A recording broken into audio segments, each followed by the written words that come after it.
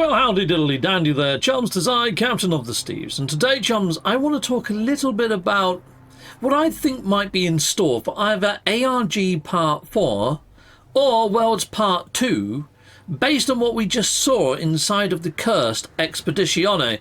Now, I went through the Cursed Expedition, and there was quite a lot that I feel could come into game based off what we saw inside of the Cursed Expedition. So let me just hit up some footage that I saved and squirreled away while I was doing the Cursed Expedition.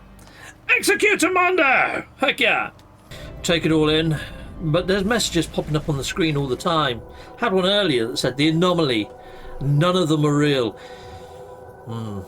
Very, very interesting. It does make me think that this is giving us subtle hints of what we're going to see in Worlds Part 2 or ARG Part 4 once the Void Mother appears. I think these jellyfish creatures are going to be coming into the game permanently inside of whatever update they've got on the horizon. Okay, they're now appearing in higher frequency. The bar's a lot lower. Popping these guys. Now what I have noticed is there's a sentinel in close by proximity. And the sentinel really isn't bothered about me shooting these. You know, I shoot the landscape, they go mental. I shoot a normal creature, they go mental. Shooting these little jellyfish git bags, they're not bothered. So I'm wondering whether that is a sign that these guys are actually the enemy of the sentinels. Oh, great. Take that. I do like these wavy-davy effects. Something that I really wanted to try was this expedition inside of VR. But I'm thinking they're going to bring all this into the actual full game anyway. I think the purple planets are going to be pretty much like this. I think ARG Part 4 is going to bring these in permanently as a thing. Again, what I would say is this expedition, I haven't been bored once. I've actually really enjoyed this again, playing it through the second time. That's why it's in my top 5, maybe even top 3. Really like this expedition. It's a good one. And I am hoping that if they do bring these planets into iteration and these jellyfish into iteration, there is a little bit of an element of that bar and all that sort of shenanigans as well. I like it. I like it. I think it would make fairly good end game planets, especially when everything comes together, when you've got the sentinels attacking you and you've got the worm babies attacking you. You saw earlier I actually got vanquished by that. I mean, I haven't got all my S-Class modules. I'm not as OP as I am in my normal save. I am slightly more of a glass cannon at the moment. But anyway,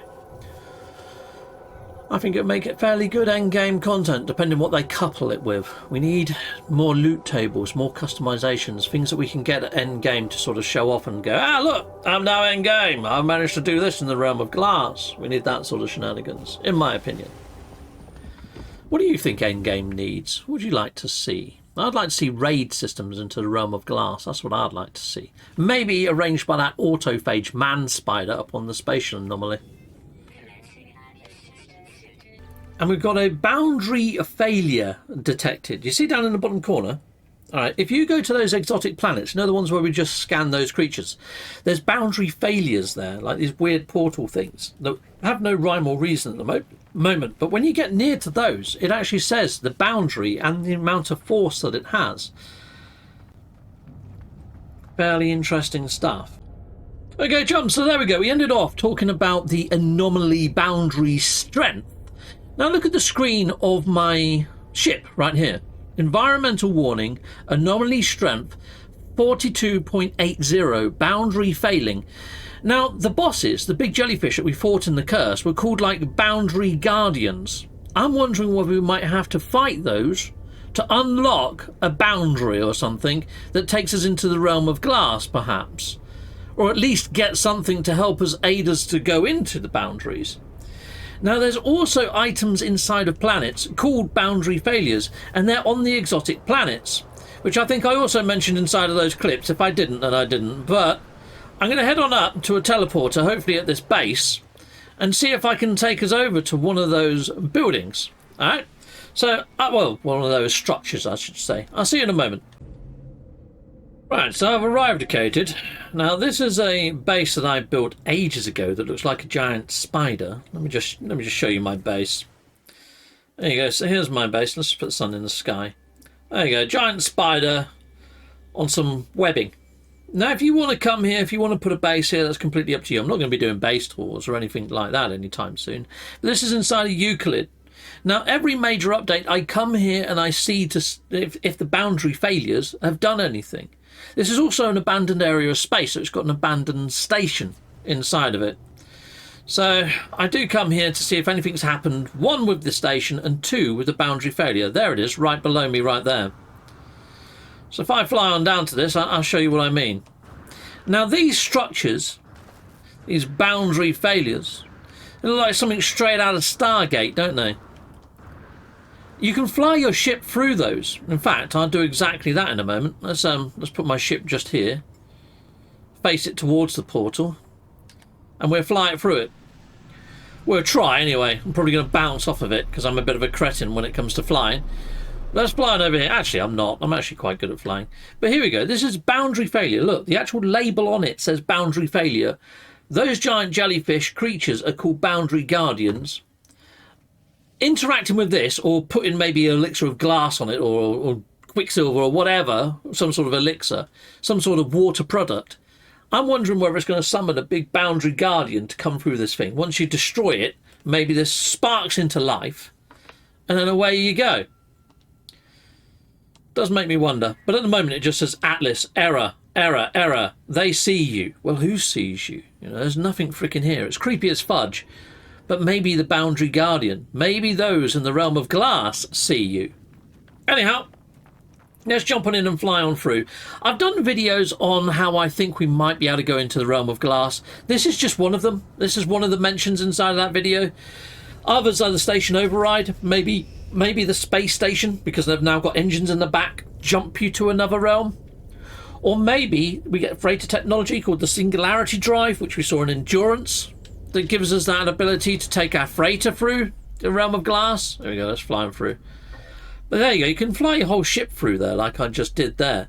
It does make me wonder whether that might be an entry point into the realm of glass.